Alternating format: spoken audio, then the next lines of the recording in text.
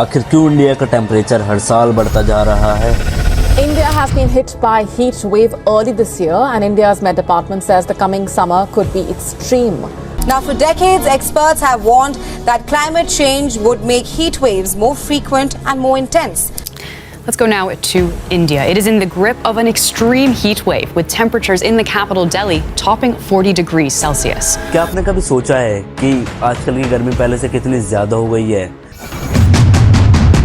जब हम घर से बाहर निकलते हैं तो एक फीलिंग होती है जैसे कि दुनिया का टेम्परेचर बढ़ गया हो, मगर जो ये हॉटनेस हम फील कर रहे हैं ये हमारे आसपास के एनवायरनमेंट का नहीं बल्कि ये पूरे वर्ल्ड के चेंजिंग सिस्टम का है। इस वीडियो में हम देखेंगे कैसे और क्यों इंडिया लगातार गर्म होता जा रहा है और इस बढ़ती गर्मी का हम पे क्या असर पड़ रहा है। सबसे पहले एक सिंपल सवाल, ग्लोबल वार्मिंग क्या है? हमारे प्लैनेट का टेम्परेचर बढ़ रहा है। पिछले कुछ सालों में एवरेज दुनिया का टेम्परेचर लगभग 0.7 डिग्री सेल्सियस से बढ़ा है और यह बढ़ोतरी सिर्फ एक न्यूमेरिकल फिगर नहीं है, यह अर्थ के इकोसिस्टम पर एक डीप इम्पैक्ट डाल रहा है। अगर ये ट्रेंड कंटिन्यू रहा तो ना हमारी हेल्थ बल्कि हमारे लिविंग सिस्टम भी इफेक्ट होंगे। यह ग्लोबल वार्मिंग एक नेचुरल प्रोसेस की तरह नहीं बल्कि इंसानों के एक्शंस का रिजल्ट है। तो यह समझना ज़रूरी है कि हमारी डेली एक्टिविटीज़ जैसे ट्रांसपोर्टेशन, इंडस्ट्रियल वर्क, जब हम बात करते हैं ग्लोबल वार्मिंग की तो सबसे बड़ा रीज़न ह्यूमन एक्टिविटी है।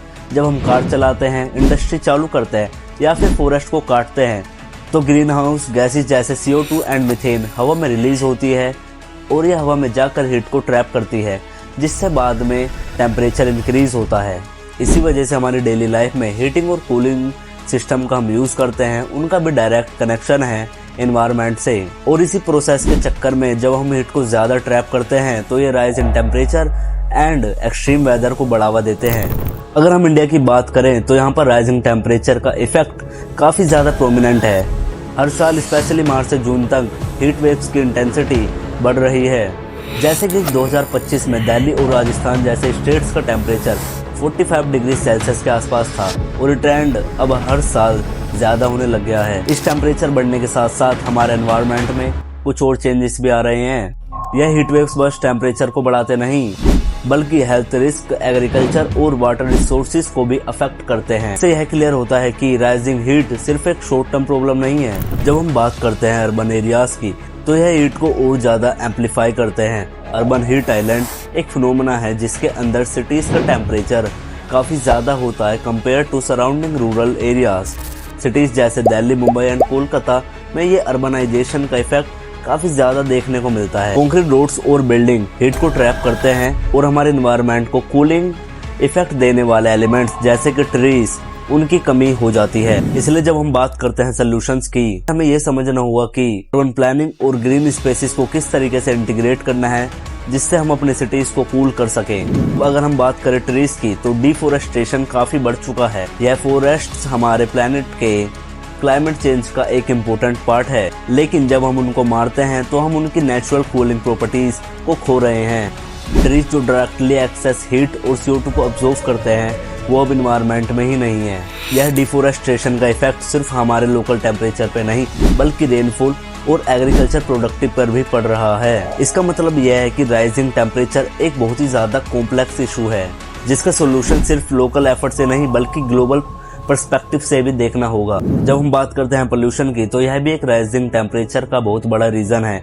हमारा एनवायरनमेंट अब स्मोक और पार्टिकुलेट मैटर से भर गया है जो सनलाइट को अब्जॉर्ब करके हीट में कन्वर्ट कर देता है। इस प्रोसेस को रेडिएशन एक्टिविटी कहते हैं जिससे और ज़्यादा गर्मी ट्रैप होती है। और यह पोल्यूशन का इफेक्ट बस सिटीज तक लिमिटेड नहीं है। यह पोल्यूटेंट्स ना तो सिर्फ टेम्परेचर बढ़ाते हैं बल्कि हेल्थ रिस्क को भी इंक्रीज करते हैं जो कि हमारे डेली लाइफ को डायरेक्टली इम्पैक्ट करता है। गर्मी के बढ़ते लेवल के साथ साथ हेल्थ रिस्क भी बढ़ रहे हैं। हीट स्ट्रोक, डिहाइड्रेशन और एयर पोल्यूशन रिलेटेड डिसीज हमारे हेल्थ केयर को प्रेशर में डाल रहे हैं। अगर ट्रेंड कंटिन्यू रहा तो हेल्थ रिलेटेड डेथ का नंबर भी काफ़ी ज़्यादा बढ़ सकता है जैसा कि रिसेंट रिपोर्ट्स में देखा गया है। इसी के साथ साथ इंफ्रास्ट्रक्चर भी इम्पैक्ट हो रहा है। एग्रीकल्चर जो हमारे लिए एक मेजर लिवलीहुड है उसमें भी चेंजेस आ रहे हैं। क्रॉप्स फेल हो रहे हैं, वाटर रिसोर्सेज में भी डिप्लेशन आ रहा है। लेकिन इस सिचुएशन का भी एक सोल्यूशन है। गवर्नमेंट ने कुछ इनिशिएटिव्स लॉन्च किए हैं जैसे कि हीट एक्शन प्लान और क्लाइमेट अडेप्टेशन स्ट्रेटजीज। लेकिन हम भी अपना पार्ट प्ले कर सकते हैं। अगर हम अपनी डेली लाइफ में ग्रीन एनर्जी और पोल्यूशन कंट्रोल मेजर्स अपनाएं तो हम इस प्रोसेस को स्लो कर सकते हैं। अगर हर इंसान अपना पार्ट प्ले करे तो हम इस बढ़ती गर्मी को कंट्रोल कर सकते हैं। लेकिन आपका पार्ट क्या होगा? आज से ही अपने जीवन में बदलाव लाएं और एक हेल्थियर एंड कूलर फ्यूचर के लिए काम करें। अगर आपको लगता है ये वीडियो इम्पोर्टेंट है तो इसे शेयर करें एंड अपने व्यूज कमेंट्स में जरूर लिखें और सब्सक्राइब करना तो बिल्कुल भी ना भूलें। मिलते हैं नेक्स्ट वीडियो में, तब तक ले stay cool and stay green.